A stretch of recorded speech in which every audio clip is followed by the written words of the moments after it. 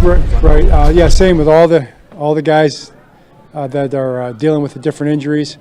I think it'll be indicative as the week goes along. What their status will be going forward. Now, what can you say about the Odafe Oweh trade and Alohi Gilman being here? Yeah. It happened fast. I can tell you that. And I didn't talk to Jim about it until after it went down. So it wasn't anything that we were talking about. It was between Eric and Joe and the personnel departments on both sides. But we had a chance to consider it in terms of what was best, big picture for our team, for our defense. All the pieces together, moving together, trying to build the best defense we can for the rest of the season. And also in some ways, what's best possibly for the player too. For Odafe and go out there and his contract year and have a chance to make a statement maybe. I think that's good for him, and obviously have a lot of respect for them and how they operate there in LA with the Chargers. But Alohi's going to give us a lot. It's a veteran safety. He's in a very similar system. He's a proven player. Had a really good practice today. I think he's a good fit for us right now. What we're looking for. So it's a piece that we've kind of been looking for as we've went here through the last. Really throughout the season so far. So for that to happen is a good thing for our defense. John, you often talk about like guys need to get up to speed. We know he's in shape. He's been playing. Do you anticipate him being right on the field Sunday? I think he can play Sunday. Yeah, I believe that. John, as part of the equation there, being able to have the flexibility to free up Kyle Hamilton a little bit more, get him back to maybe playing closer to the line of scrimmage a little more. I think there's a lot that goes with it. It's just kind of put it together and set up the scheme. You're playing the Rams. We've got to consider what they're doing, what our game plan is going to be against them. We've got that plan put together. We're trying to practice it now, and we'll see where it takes us.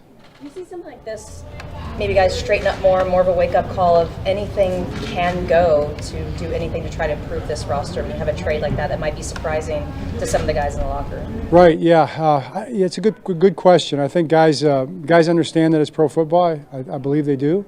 And this is how it works. And there's always moving parts. Opportunities are created, and I think they understand that.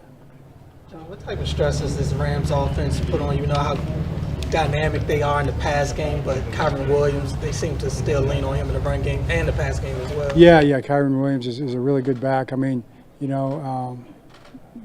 got the backup's a Maryland guy, St. Francis product from Michigan, but they are downhill, hard-charging backs. They put a foot in the ground and they get north, and they can cut back. They can take it all the way back. They can bounce outside. It's a very, very physical run game, but it's a very fast-paced offense.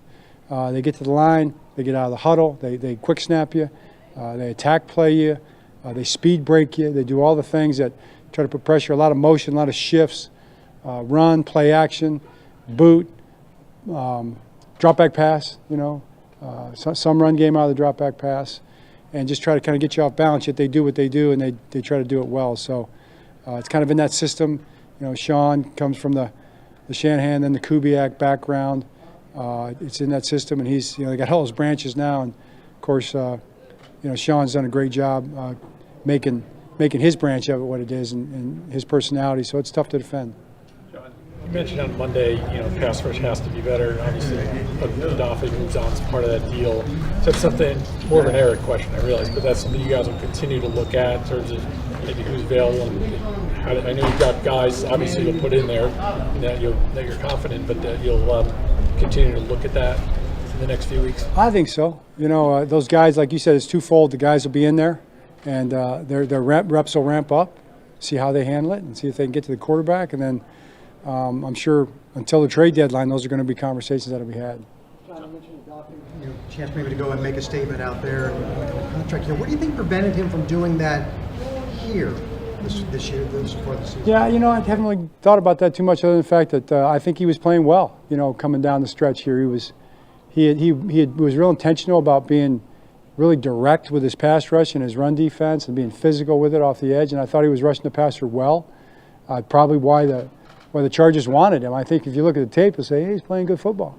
So it's not something that we didn't take lightly. We understand that this is a good player. A really good player who was a first-round pick who was playing well.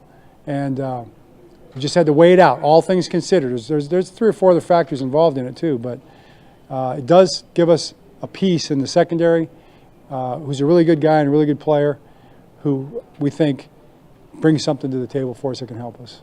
John, you talked about Alohi specifically. Gardner-Johnson, what do you like about what he did? Yeah. Thanks for bringing that up too. I've always liked the way he played. I've always liked the way he played. He brings it. He's a bring it attitude guy. He's a physical player. A lot of juice, a lot of energy.